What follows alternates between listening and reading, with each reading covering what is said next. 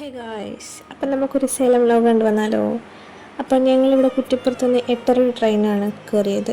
ഞങ്ങൾ രണ്ടാളും അപ്പുറത്തിലായിരുന്നു. അങ്ങനെ ഒരു 2 മണിയായപ്പോൾ സേലം ജംഗ്ഷൻ ഇറങ്ങി അവിടെ നിന്ന് ഒരു ഓട്ടോ വിളിച്ച് മേമ്മയുടെ വീട്ടിലേക്ക് എത്തി. രാവിലെ ഫ്രഷായി പുറത്തുനിന്ന് നോക്കുമ്പോൾ ഇതായിരുന്നു സീന്.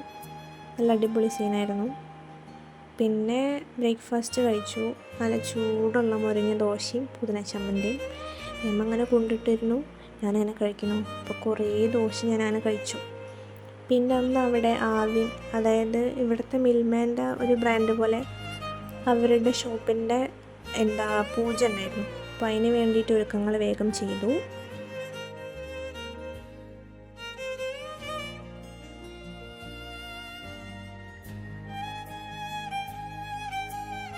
അങ്ങനെ ഇതാണ് ഷോപ്പ്. ഞങ്ങൾ അവസാനം ഷോപ്പിലേക്ക് എത്തി.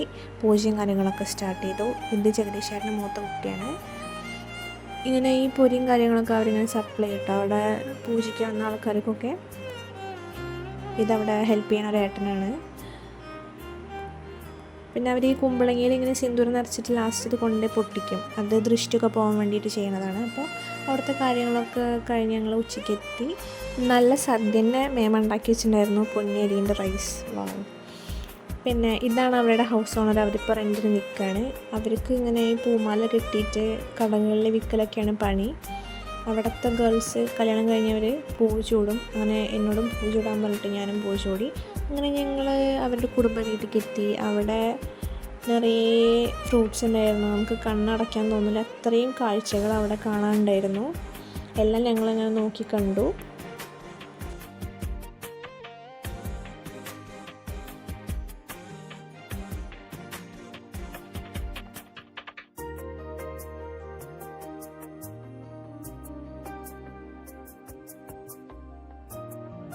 ഇതാണ് ജഗദീഷേട്ടൻ്റെ ഏട്ടൻ്റെ വീട്. അവിടെ ചെന്നപ്പോൾ തന്നെ എൻ്റെ കണ്ണുടക്കിയത് അവിടുത്തെ ലാബിലാണ്.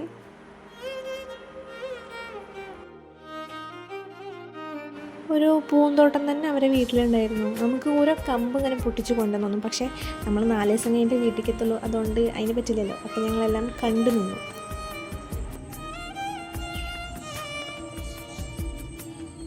കോഫീൻ്റെ ഒപ്പം എന്താണിത്?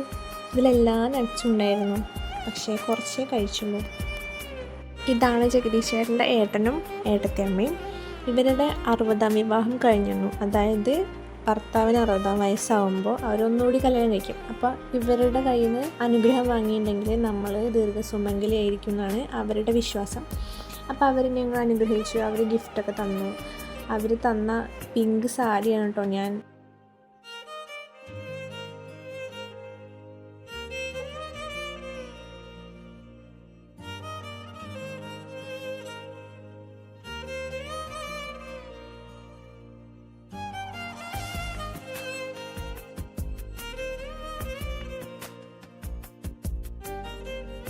ഇതെല്ലാം അവരുടെ തറവാട് വീടിൻ്റെ അവിടെയുള്ള രൂപങ്ങളാണ്. അവരാരാധിക്കുന്ന ദൈവങ്ങളായിരിക്കാം. എനിക്കതിനെപ്പറ്റി വലിയ അറിവില്ല. അവരാ സ്ഥലമൊക്കെ വാടകയ്ക്ക് കൊടുത്തിട്ട് അവിടെ ആടിനെ നോക്കലും കാര്യങ്ങളൊക്കെ ഉണ്ട്.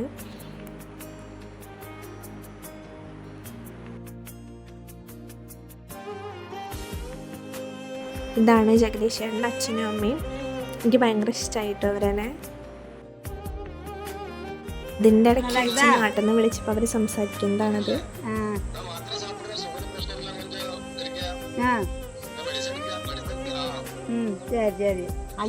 പിന്നെ പിറ്റേ ദിവസമായപ്പോൾ ഞങ്ങൾ ഡ്രസ്സ് എടുക്കാൻ വേണ്ടി പുറത്തിറങ്ങി. അവിടുത്തെ റോട്ടിൽ കൂടെ ഞാൻ ആദ്യമായിട്ടാണ് വണ്ടി ഓടിക്കുന്നത്. പറയാൻ വയ്യ. ഇടത്തുകൂടിയും വെള്ളത്തുകൂടി ഏത് കൂടെയൊക്കെ വണ്ടി പോകണമെന്ന് എനിക്ക് അറിയില്ല. ഭയങ്കര പേടിയാണ് വഴി കൂടെ ഓടിക്കാൻ. കാരണം അവിടുത്തെ ആൾക്കാർക്ക് യാതൊരു പേടിയില്ല. ഇടിച്ചിട്ട് ആർക്കും എന്ത് പോയി എന്നുള്ള ലെവലാണ് അവിടുത്തെ ആൾക്കാർക്ക്. ഹോൺ അടിച്ചാൽ കൂടി തിരിഞ്ഞു നോക്കാത്ത ആൾക്കാരാണ് അവിടെ. പിന്നെ അന്ന് വൈകുന്നേരം ഞങ്ങൾ 1008 ശിവലിംഗം കാണാൻ വേണ്ടി പോയി. എല്ലാവരും ഉണ്ടായിരുന്നു. സനുവേട്ടനാണ് വണ്ടി ഓടിച്ചിട്ടുണ്ടായിരുന്നത്.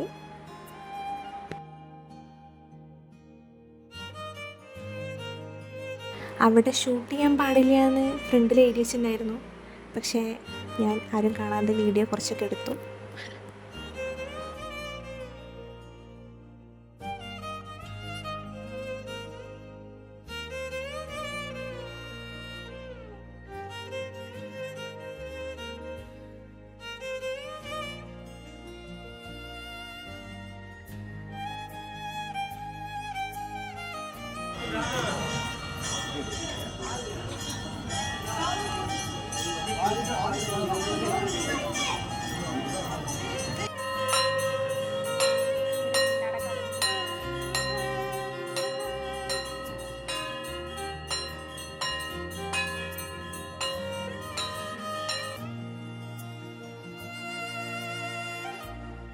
അവിടെ നിന്ന് അങ്ങനെ വീട്ടിൽ എത്തിയപ്പോഴേക്ക് ലേറ്റായി. പിറ്റേ ദിവസം മേമ നല്ല അസൽ നെയ്ച്ചോറും ചിക്കനും കോഴിമുട്ടയും അങ്ങനെ എല്ലാം ഉണ്ടായിരുന്നു.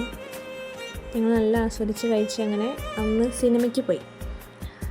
കാന്താര കാണാനാണ് പോയത്. എനിക്ക് പേഴ്സണലി ഭയങ്കര ഇഷ്ടമായി. അതിൽ മുഴുകിയിരുന്ന് കണ്ടു. എനിക്ക് ഭയങ്കര ഇഷ്ടമായി പടം.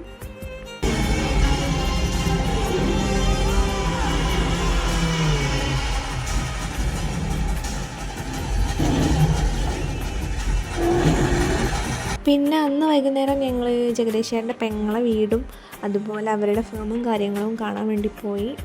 അവിടെ ഈ എംസാൻഡിൻ്റെ ഓരോ പൊടി ഉണ്ടാക്കലും അതുപോലെ അവർ കൃഷിയൊക്കെ കാണാം. ഞങ്ങളിതൊക്കെ കണ്ടിട്ട് വാവിട്ട് പോയിട്ടോ. കാരണം ആദ്യമായിട്ട് കാണുന്നതുകൊണ്ട് ഞങ്ങളെല്ലാം നല്ല ആസ്വദിച്ച് ഭയങ്കര അമ്പരപ്പോടെ നിന്ന് കണ്ടു.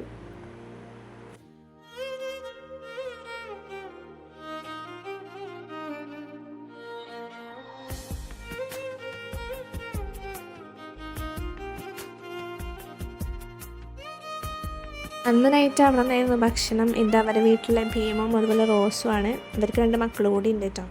പിന്നെ പിറ്റേ ദിവസമായപ്പോൾ ഞങ്ങൾ ചെന്നൈ സിൽക്സിൽ പോയി. ഞാൻ ആദ്യമായിട്ടാണ് അവിടെ പോകുന്നത്. അവിടുത്തെ കുട്ടികൾക്ക് ഡ്രസ്സ് എടുക്കാൻ വേണ്ടി പോയതാണ്.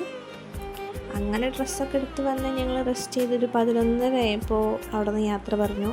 നിങ്ങൾക്ക് എല്ലാവർക്കും ഭയങ്കര വിഷമമായിരുന്നു കേട്ടോ. അവിടെ നിന്ന് പോരുമ്പോൾ ഹൗസ് ഓണറും ഉണ്ടായിരുന്നു യാത്ര പറയാൻ. അപ്പോൾ വീഡിയോ അത്രയേ ഉള്ളൂ ഗായ്സ്.